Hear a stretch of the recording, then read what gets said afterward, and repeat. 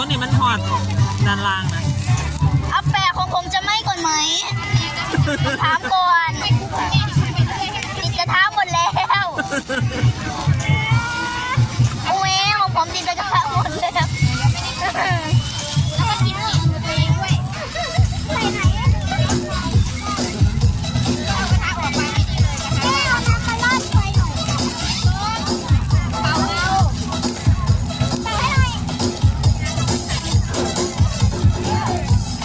เอาชิมรสชาติโอเคไป แม่ขอช้อนนะ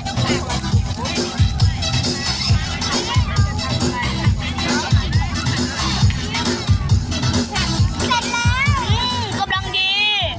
แมนมาล่ะ